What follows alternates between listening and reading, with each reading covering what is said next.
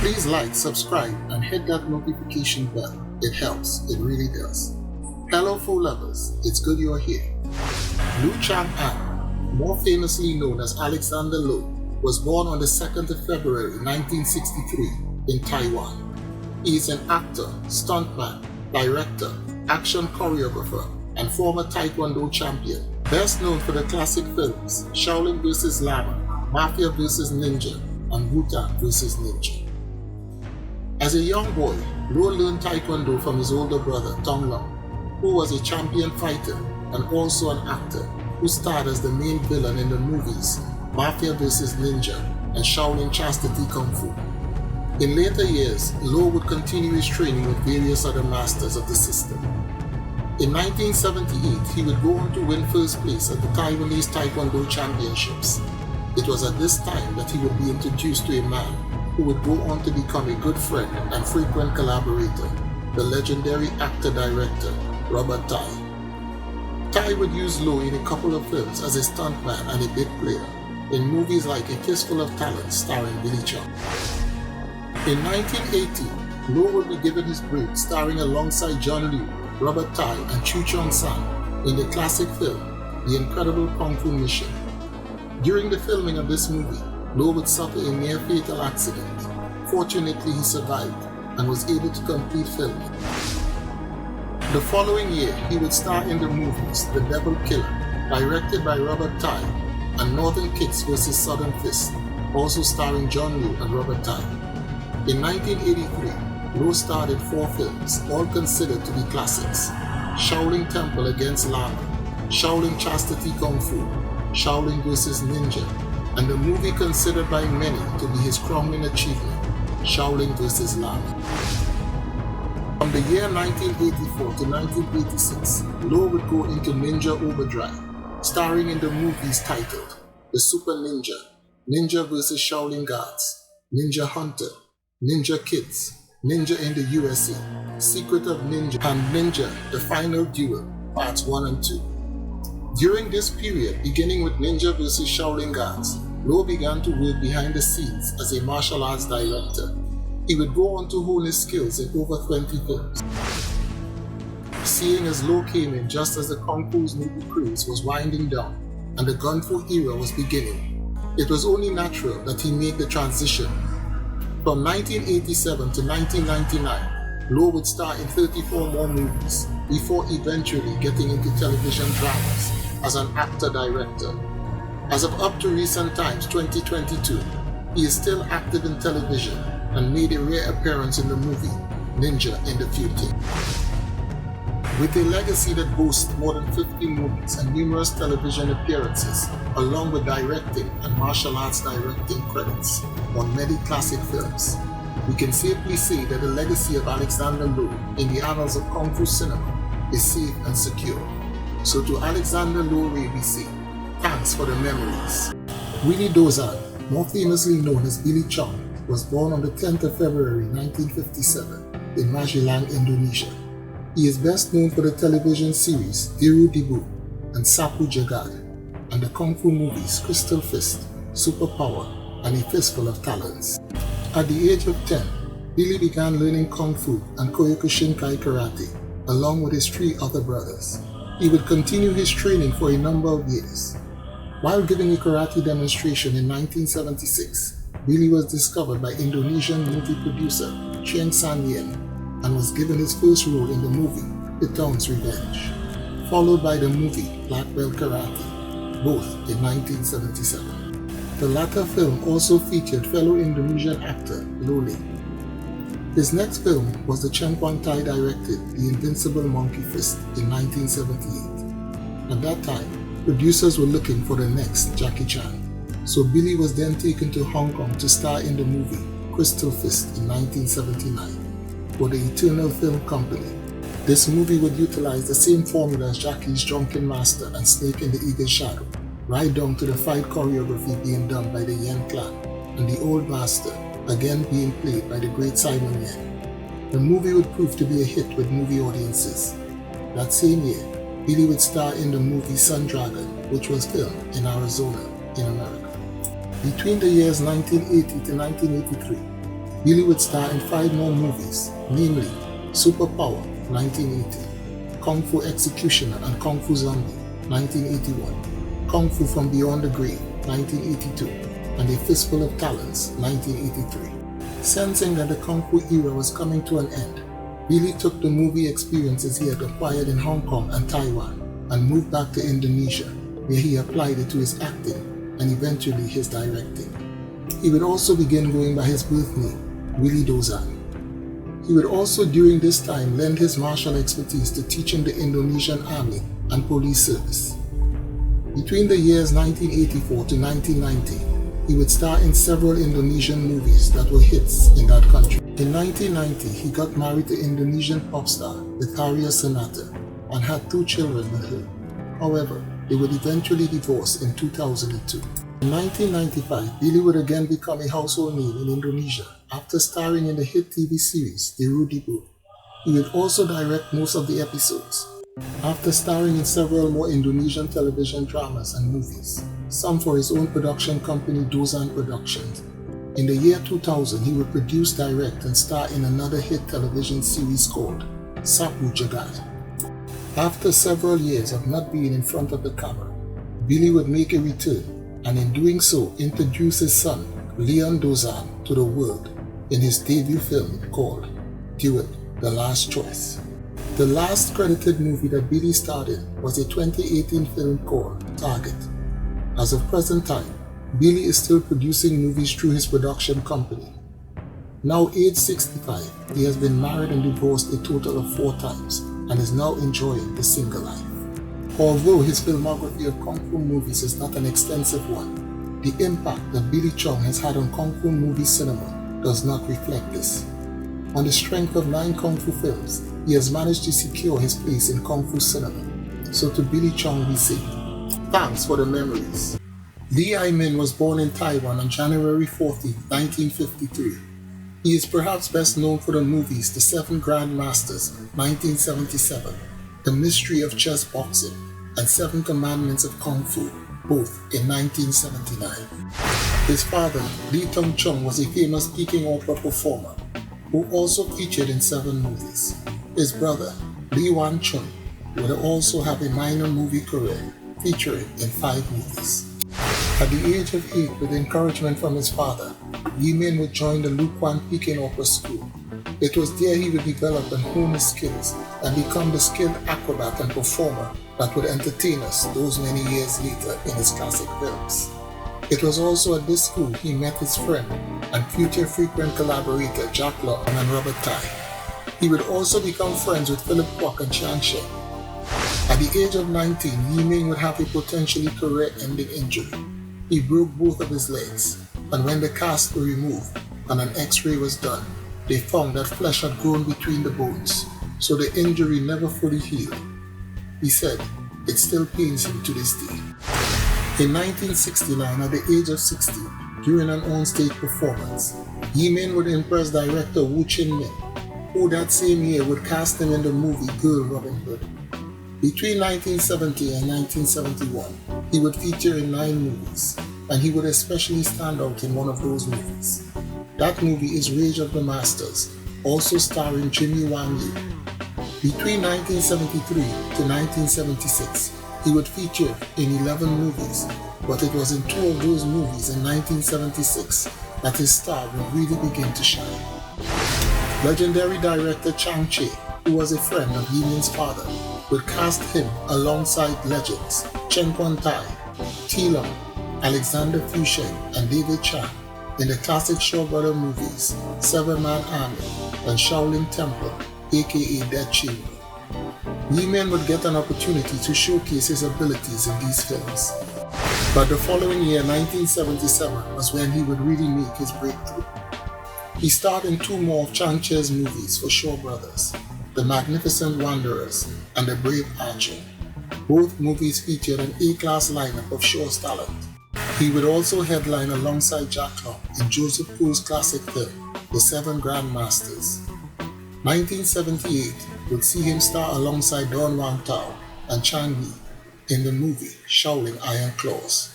He would also return in the Shaw Brothers movie, Brave Archer Part 2. He would give us possibly his finest works in 1979. He would star in the movies Seven Commandments of Kung Fu, Secrets of Shaolin Kung Fu, Drunken Arts and Crippled Fist, Live Gamble, Mission Kiss and Kill, World of the Drunken Master, and perhaps his best known movie, the classic Mystery of Chess Boxing. In the following 10 years, he would feature in only 6 films. In 1988, he would star in the television series Legend of the Condor Heroes, which also featured the late Chiang Sheng. After this, he would retire from making movies in 1989. In a career that spanned 20 years, with a total of 45 movies and a couple of other credits to his name, Li Min gave us an amazing body of work that includes some bona fide classic films. At the age of 69, he presently resides in Taiwan with his wife, their kids, and grandkids. He has a Facebook account, but it has not been very active in recent years. But in postings that he made previously, he can be seen having lots of fun with his family. He still practices his Kung Fu, but is most getting some well-deserved rest. The knowledge that he performed all those acrobatics in his movies with 2 broken legs that never fully healed makes his movies all the more special. To Li Min we say, thanks for the memory. Yang Andong, more famously known as Meng Fei, was born on the 2nd of May 1952 in Shandong, China. He is best known for portraying Fang Shiyu in the Kung Fu movies Prodigal Boxer Part 1 and 2 and Secrets of the Shaolin Pose. Meng was born into a poor family. His father was Italian and his mother Chinese. When he was about 5 years old, Meng began learning Kung Fu from an uncle who was a famous teacher. He studied with him until the age of 15, when he decided to go to Guangzhou to get into the entertainment business. He had heard about SureBros.Ent Studio, who were recruiting new talents, and decided to give them a try. However, to get to Hong Kong from mainland China, he had to take a very dangerous risk and sneak in through the borders. When he arrived in Hong Kong, for the first 2 years, Meng worked as a dock porter, a canteen handyman, and other odd jobs in order to get by. In 1971, at the age of 19, he applied to Shaw Studios Training School and was successful. However, the Shaw Brothers roster at that time was filled with talent, and it proved to be very difficult for Meng to shine. He would then go to Thailand and film the movie King of Boxers for South Sea Film Company. He then returned to Hong Kong, where he filmed a movie that would make him a star, and his name would forever be associated with the Chinese folk hero Fang Shiyu in the movie Prodigal Boxer. Both these movies were released in 1972. The following year, he starred in the movie The Young Tiger. Then in 1974, he appeared with some of Shaw Brothers' top talents in the only movie in which he would appear for the company, the classic film, 5 Shaolin Masters. Sensing that he did not have much of a future with Shaw Studio, Meng would decide to take the independent route to superstardom. He would take his talent to Taiwan, where between the years 1975 to 1979, he would star in 27 movies. He would reprise the role of Fang Shiyu in 3 of those movies, Prodigal Boxers Part 2, Invincible Kung Fu Trio, and The Secret of the Shaolin Pose. During this period, Meng would work with many of Shaw Brothers and Hong Kong's top talents, who were finding the Taiwanese movie industry to be very lucrative. Between 1980 and 1982, he would star in 15 movies, mainly wuxia films, in which he had now found his niche. With the oncoming demise of Kung Fu movies, Meng would remain in Taiwan, where he would focus on television dramas, which were becoming more popular at that time. He would gain new fame starring as Hu Yidao in the TV series Snow Mountain Flying Fox, and 2 different characters, Yang Gu and Bai Yunfei, in The Legend of Condor Heroes. Meng has continued to star in television series and the occasional movie up to present time, 2022. In his personal life, Meng has been married 3 times and divorced twice, and has 3 sons.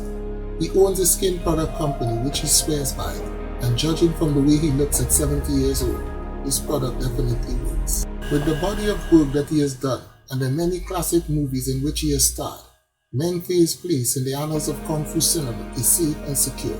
So to Meng Fei we say, thanks for the memories. Don Wong, more famously known as Wang Tao or Southern Fist, was born in 1950 in Taiwan.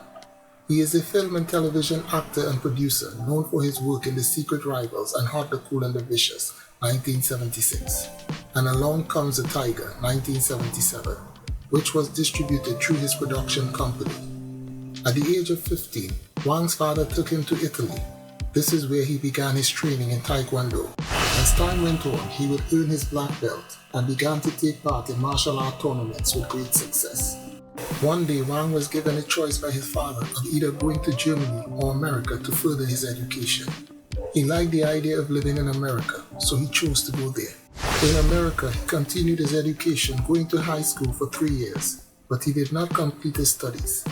He maintained his Taekwondo training and soon started competing at tournaments. It was at one of these contests where he finished in first place that he was noticed by movie scouts for the Golden Harvest studio. He was soon approached by Golden Harvest top director Lo Rei, who offered him a 3-year movie deal. At first, his parents were not excited by the idea, as they wanted him to complete his schooling. He would, however, convince them with the assurance that if by the end of the 3 years he was not successful in the movie industry, he would return to school and complete his studies. They would agree to his term. Upon signing the contract with Golden Harvest, Wang was given a brief role in the movie Chinatown Capers in 1974. Shortly after, he would be given a lead role opposite Chuck Norris in the movie Slaughter in San Francisco, aka Yellow-Faced Tiger. The movie would do badly at the box office. Wang would later state in an interview, what Lo Rei was attempting to do at the time was to emulate the success that he had a few years prior with the late Bruce Lee. In essence, he tried to make Wang into the next Bruce Lee. The failure of the movie was placed squarely on Wang's shoulder, and he was let out of his contract.